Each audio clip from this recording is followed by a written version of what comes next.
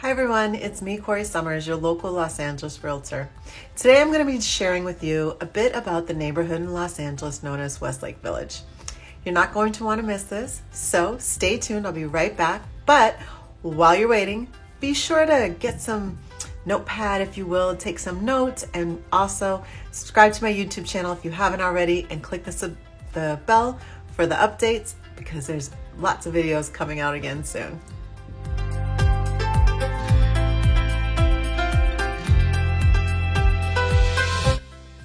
Now, being Westlake Village is in 2 different counties, of course this impacts the schools. So, schools in Westlake Village that are part of Los Angeles County are part of the Los Virgenes Unified School District, and then schools in the Ventura side are part of the Cajon Valley Unified School District.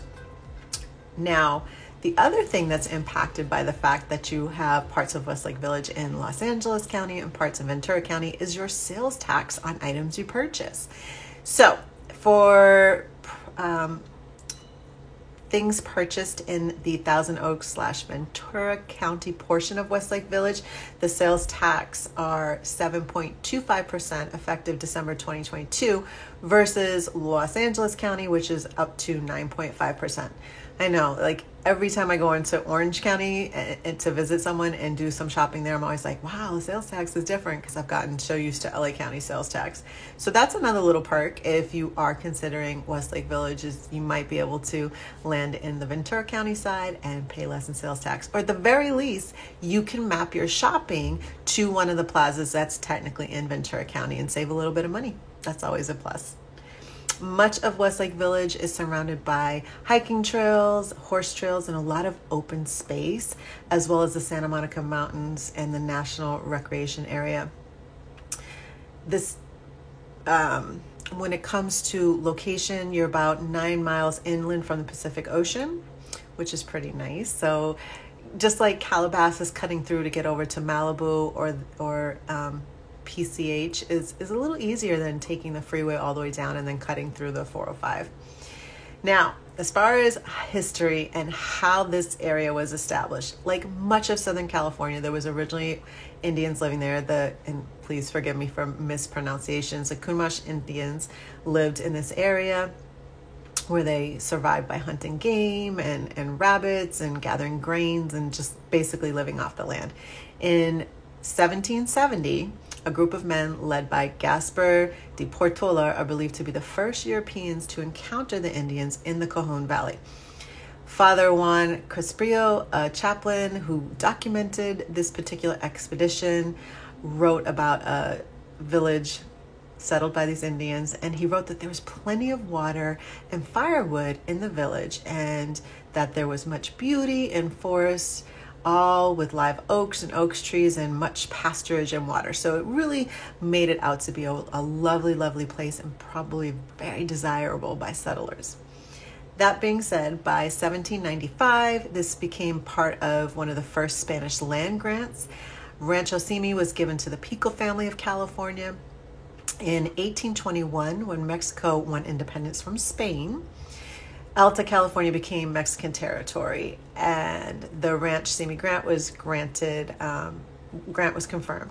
Now, when California was actually admitted into the Union of the United States, or what is now known as the United States, back in 1850, most of the land later became Ventura County, and it was divided into 19 families. In 1881, the Russell brothers purchased a large portion of the land for cattle ranching. And according to Patricia Allen, a historian and family descendant, Andrew Russell beat the competition by buying the land back, racing across 6,000 acres on a 15-minute trip, and sealed the deal for 20 gold pieces. The price per acre back then was $2.50. Can you imagine buying an acre of land for $2.50 today? Like, that's absolutely mind-blowing. The area continued to grow and was known as Russell Ranch and was sold in 1925 to William Randolph Hearst. Sounds familiar, the Hearst dynasty. And again in 1943 to Frederick Albertson. Another name that sounds familiar, right? Albertson's grocery stores. The Russell family leased back part of the land to continue their successful cattle ranching, and the Albertsons company used the area as a movie ranch. Many movies and television shows were filmed in the Cajon Valley, including Robin Hood, King Rat, Ladero, various episodes of Tarzan, Buck Rogers. I thought that was pretty interesting. Gunsmoke and Bonanza. In 1940, the first film was filmed in this area, Danger Ahead, and that was actually filmed predominantly along Westlake Boulevard.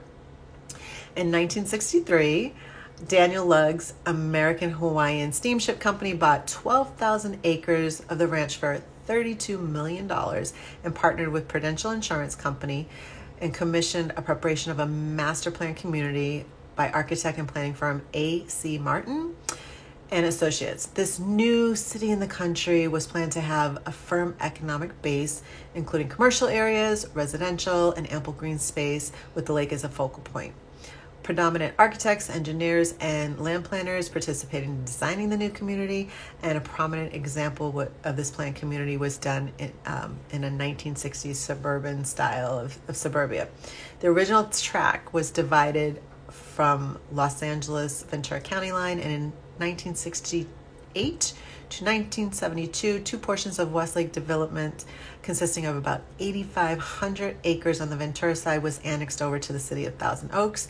In 1981, the Los Angeles portion, which is slightly under 3,500 acres or roughly 1/3 of Westlake master plan community, was incorporated to the city of Westlake Village.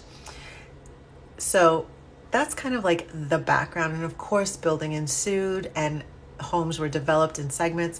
Westlake Village actually has a number of gated neighborhoods, which is pretty special, kind of like Calabasas. And actually the look and feel of Westlake Village is a combination of Calabasas, a little bit like Oak Park, and a little bit like Thousand Oaks. It definitely is more reminiscent of an Orange County development than the rest of Los Angeles. So we're going to talk about the three homes on the market at the time recording this video that are entry level, mid price, and the most expensive. If you are a homeowner and you're wondering if now is the time to sell your home, don't be afraid to schedule a consultation with me today. Let me share what we go over during that consultation. We take a walk through your home and you share with me the updates you've made. We talk about any deferred maintenance. I give you a fresh perspective of what the eyes of a buyer will see when looking at your home and the things that will make your home competitive to other homes on the market. We'll talk about what your potential list price is, what the value is you have in your home, and I'll really guide you through if now is the right time or if we should start to strategize about a certain specific time in the future. Because at the end of the day, this is your property, this is your investment, you have gained equity, and you have goals for yourself and your family. Simply click on the calendar link below. We'll get on the phone for a quick call, and then we'll set up that consultation. So an entry-level home in Westlake Village will run you about $1,050,000. And the example that I'm using right here is a 4-bedroom, 3-bathroom, 2,357 square foot home on a 9,850 square foot lot. So lots can be a little large out in Westlake Village. And this particular home is at 1630 Wicklow Court.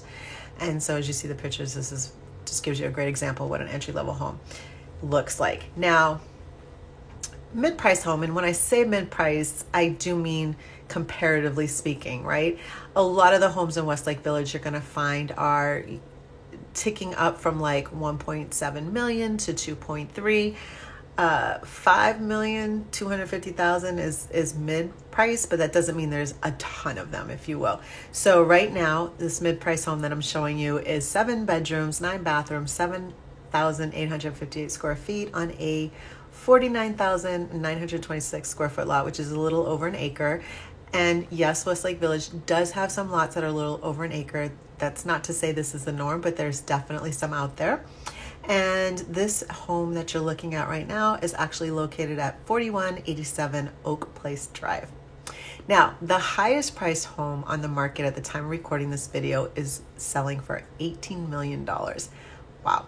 So as you start to look at these pictures, it's a 4-bedroom. Yeah, 4-bedroom for $18 million, 11 bathroom, 17,183 square foot home. There you have it right there. And the lot size is 254 square foot lot. So that's pretty large, quite a few acres there.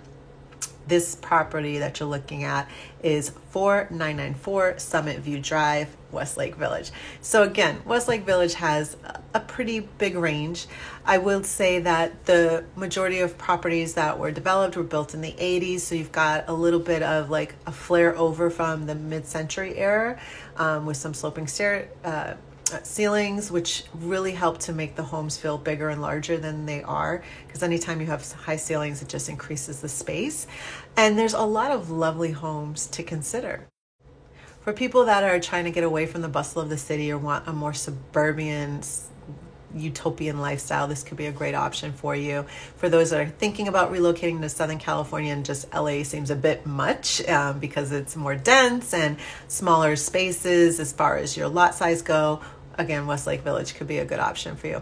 I hope this information has been helpful to you guys to help to get to know Westlake Village.